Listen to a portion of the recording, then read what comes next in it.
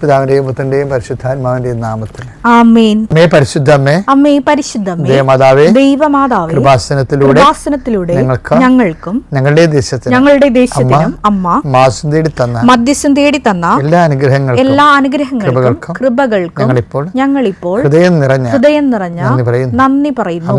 പരിശുദ്ധമ്മേ, ദൈവമാതാവേ, 2004 ഡിസംബർ 7 തീയതി ഉച്ചകഴിഞ്ഞ് 2:30 സംഭവിച്ച അമ്മയുടെ പ്രത്യക്ഷപ്പെടലിനെ കുറിച്ച് തിരുസഭയ്ക്ക് സമർപ്പിച്ചിരിക്കുന്ന പഠനരേഖകളുടെ മേൽ സഭാത്മകമായ പഠനം ആരംഭിക്കുവാൻ ഞങ്ങൾ പ്രാർത്ഥിക്കുന്നു. അമ്മേ പരിശുദ്ധമ്മേ, ഭൂസ്വർലോകങ്ങളുടെ രാജ്ഞിയായ അങ്ങേയ്ക്ക് ഭൗമസംരക്ഷണത്തിനായി പ്രപഞ്ച പ്രകൃതിയെ തന്നെ തിരുസഭ പ്രതിഷ്ഠിക്കുവാൻ ഈ പ്രത്യക്ഷീകരണം വഴി ഇടയാക്കണമേ. പരിശുദ്ധമ്മേ, ജപമാല മാതാവേ, സകല കൃപാസനം പ്രാർത്ഥനകളോടും ചേർത്ത് ഞങ്ങളിപ്പോൾ പ്രാർത്ഥിക്കുന്ന ഈ കുടുംബത്തിന്റെ പ്രത്യേക നിയോഗം പരമക്കളെ.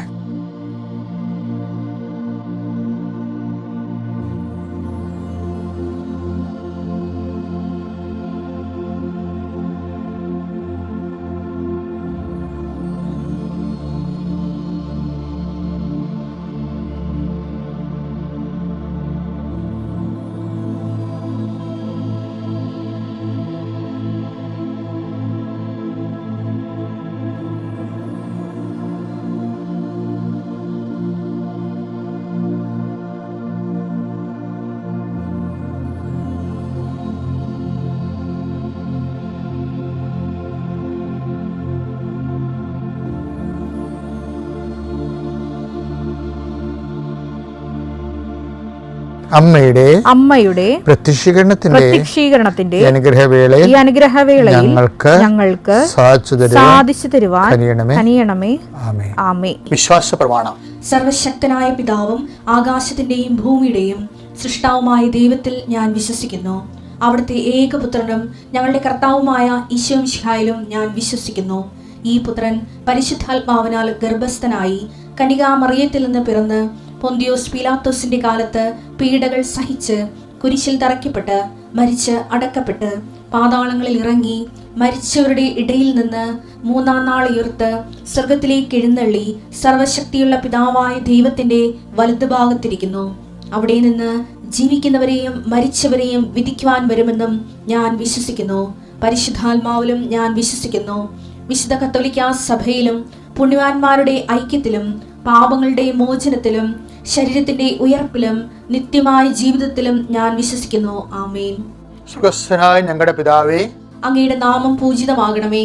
അങ്ങയുടെ രാജ്യം വരണമേ. അങ്ങയുടെ തിരുമനസ് സ്വർഗത്തിലെ പോലെ ഭൂമിയിലും ആകണമേ. അന്നു വേണ്ടുന്ന ആഹാരം ഇന്ന് ഞങ്ങൾക്ക് തരണമേ.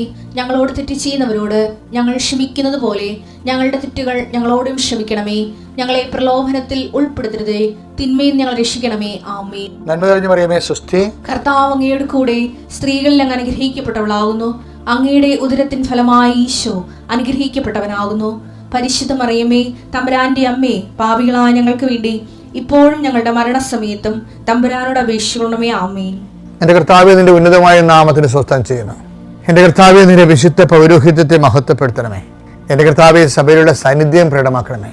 39 വർഷം അർപ്പിച്ച കുർബാനയുടെ യോഗ്യതയാൽ കൃപാസ്ഥാനത്താറെ ജീവനോടെ പ്രത്യക്ഷപ്പെട്ട പരിശുദ്ധ അമ്മയുടെ മാധ്യസ്ഥത്തിലെ ഈ പ്രാർത്ഥനയിൽ പങ്കെടുക്കുന്ന എല്ലാ മക്കൾക്കും അവരുടെ കുടുംബത്തിനും സമാധാനം ആശംസിക്കുന്ന, നീ ഏത് ഭവനത്തിൽ പ്രവേശിച്ചാൽ ആ ഭവനത്തിൽ സമാധാനം ആശംസിക്കുന്ന നല്ല കർത്താവേ, നിന്റെ വാക്കിൽ ആശ്രയിച്ചുകൊണ്ട് ഈ പ്രാർത്ഥന കൂടുന്ന കുടുംബത്തിനും വ്യക്തിക്കും കർത്താവിൻ്റെ നാമത്തിൽ സമാധാനം ആശംസിക്കുന്നു. കർത്താവെ, ഈ സമാധാനം അവരുടെ ജീവിതത്തിൻ്റെ ഇന്നത്തെ വിവിധ ഘട്ടങ്ങളിലെ അനുഭവിക്കാൻ ഇടയാക്കണം പ്രാർത്ഥിക്കുന്നു. അവർ കണ്ടുമുട്ടുന്ന വ്യക്തികളിൽ അത് കഴിയുമ്പോൾ അവർ സംസാരം കഴിയുമ്പോൾ സമാധാനം നിറയട്ടെ. കർത്താവെ, അവർ ചെല്ലുന്ന ഓഫീസുകളിൽ അവരുടെ ഇടപാടുകൾ കഴിയുമ്പോൾ അവർക്ക് സമാധാനം നിറയട്ടെ.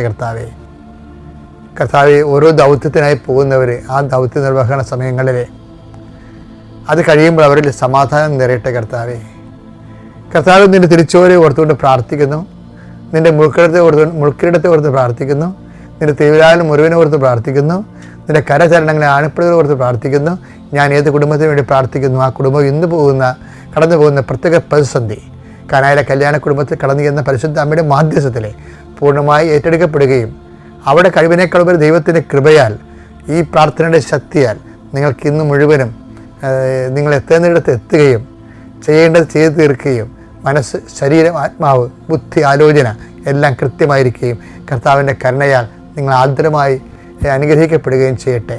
എൻ്റെ കർത്താവിൻ്റെ ഉന്നതമായ നാമത്തെ രോഗപീഠകളെ വലയുന്നവർ, മാനസിക പീഡകളെ വലയുന്നവർ, ഉറക്കമില്ലാത്തവർ, ഇന്നലെ രാത്രി പല കാര്യങ്ങൾ കൊണ്ട് ഉറങ്ങാൻ കഴിയാതിരുന്നവർ, ആ വിഷയങ്ങളെല്ലാം എപ്പോഴാണ് കൊടുങ്കാറ്റടിക്കുന്നത് അപ്പോൾ മഞ്ഞ് മേഘങ്ങൾ തുരത്തപ്പെടുന്നത് പോലെ നിങ്ങളുടെ ഹൃദയത്തിൽ നിന്ന് ഈ അനുഗ്രഹത്തിൻ്റെ ശക്തിയാൽ ഭാരങ്ങൾ നീങ്ങിപ്പോയിട്ട് ഞാൻ പ്രാർത്ഥിക്കുന്നു.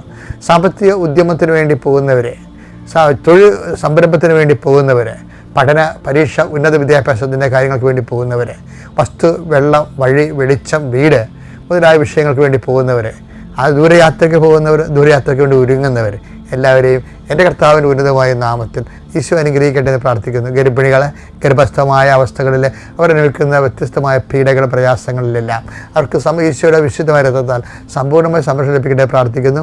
ആശുപത്രിയിൽ പ്രവേശിക്കുന്നവരെ, പ്രസവത്തിൻ്റെ ഡേറ്റ് കുറിച്ചവർ, മനസ്സമ്മതത്തിൻ്റെ ഡേറ്റ് കുറിച്ചവർ, കല്യാണത്തിൻ്റെ ഡേറ്റ് കുറിച്ചവർ, അങ്ങനെ വ്യത്യസ്തമായി കാര്യങ്ങൾക്ക് ഡേറ്റ് കുറിക്കപ്പെട്ടിരിക്കുന്നവർ ആ ഡേറ്റിൽ ചെയ്തു തരേണ്ട കാര്യങ്ങൾ ചെയ്തു തീർക്കപ്പെടുവാൻ അരിയറില്ലാതെ റെക്കോർഡ് എഴുതുന്നവരെ, അതുപോലെ ഹോംവർക്ക് ചെയ്യുന്നവർ, പരീക്ഷകൾക്ക് വേണ്ടി ഒരുങ്ങുന്നവർ, ഇൻ്റർവ്യൂ വേണ്ടി ഒരുങ്ങുന്നവർ, അതുപോലെ ഉണ്ടായിരുന്ന അരിയറായിട്ട് കുടിശ്ശികയായിട്ട് കിടക്കുന്ന എല്ലാവിധ ചെയ്തു തീർക്കാനാവാത്ത പദ്ധതികൾ കൊണ്ട് മനസ്സ് മടുത്ത് ഉറങ്ങിപ്പോകുന്നവർ കർത്താവിൻ്റെ രക്തത്താൽ കഴുകപ്പെടുകയും എന്തിനു വേണ്ടി നീ പേടിക്കുന്നത്, ആ പേടിക്കുന്ന വിഷയം, എന്തിനു വേണ്ടി നീ ആരെയാണ് നീ പേടിക്കുന്നത്, ആ പേടിക്കുന്ന വ്യക്തി നിനക്ക് കീഴ്പ്പെടുകയും ചെയ്യട്ടെ.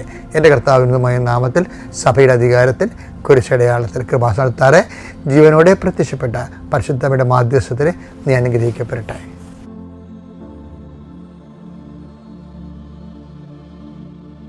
എൻ്റെ പ്രിയപ്പെട്ടവരെ, ദൈവത്തെ സ്നേഹിക്കുന്നത് വളരെ ലളിതമാണ്.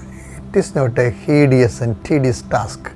ദൈവത്തെ സ്നേഹിക്കുന്നത് വളരെ ലളിതമാണ്. കാര്യം ദൈവം ഒരു അപ്രാപ്യമായ ദീപ്തിപുരത്തി വാണരുളുന്ന അബ്സ്ട്രാക്റ്റ് പ്യുവറാക്ട് പോലെ ഒരു പ്രതിഭാസത്തെ അല്ല സ്നേഹിക്കുന്നത്. ക്രിസ്തു മനുഷ്യനായി അവതരിച്ചു എന്നത് തന്നെയാണ് ദൈവത്തെ സ്നേഹിക്കുന്നവരുടെ ദൂരങ്ങൾ കുറക്കുന്നത്.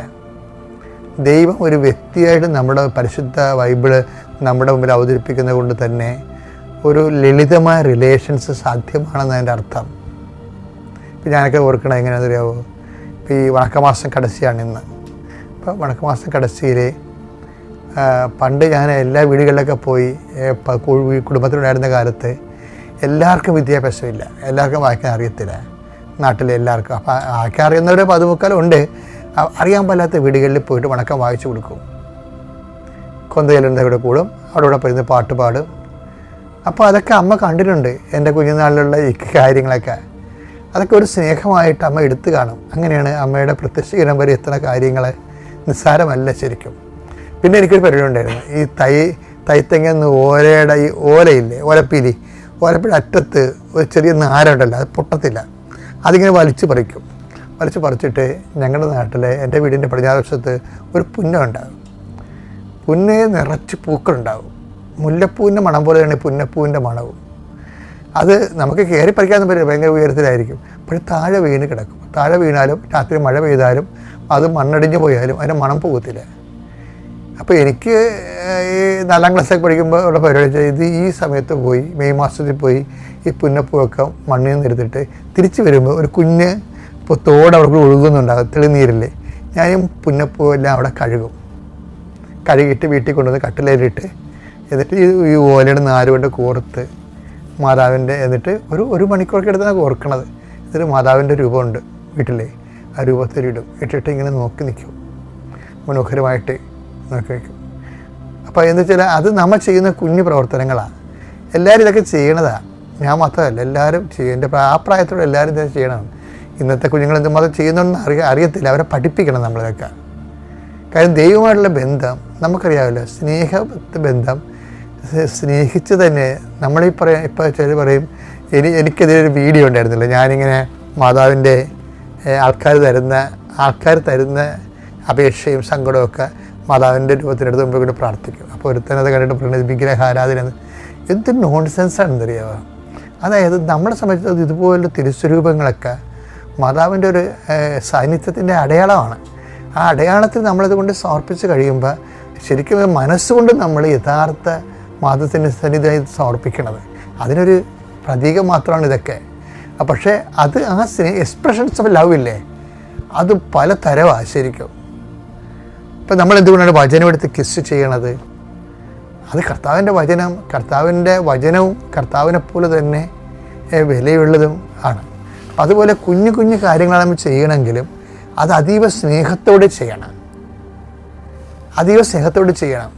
അപ്പോൾ കുറേ നാൾ കഴിയുമ്പോൾ ഈ കുറേ നാൾ സ്നേഹപ്രവൃത്തികൾ ഇങ്ങനെ കൂടി വരുമ്പോൾ ദൈവം നമ്മളെ ജോൺ പോൾ മാർപ്പാപ്പയൊക്കെ ഇന്നത്തെ രീതിയിൽ എത്താൻ കഴിയും. അന്ന് അദ്ദേഹം വിശുദ്ധ ജോൺ പോൾ മാർപ്പാപ്പയാണ്.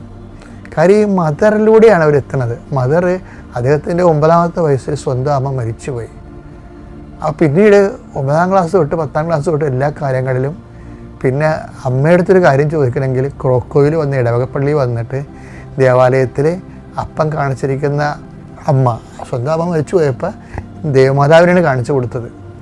പിന്നെ ദേവമാതാവിനോടെല്ലാം പറഞ്ഞ് അവസാനം അതൊരു ബന്ധമായി മാറി. ഏറ്റവും എനിക്കുള്ളത് നമ്മുടെ ദൈവകാര്യങ്ങളിൽ ഏറ്റവും കൂടുതൽ പെട്ടെന്ന് റിലേഷൻ സ്ഥാപിക്കാൻ പറ്റിയ ഒരാൾ അമ്മയാണ്. അമ്മയായിട്ട് റിലേഷൻ സ്ഥാപിച്ചാൽ ഓട്ടോമാറ്റിക്കായിട്ട് നമുക്ക് ഈശോയുമായിട്ട് റിലേഷൻസ് വരും.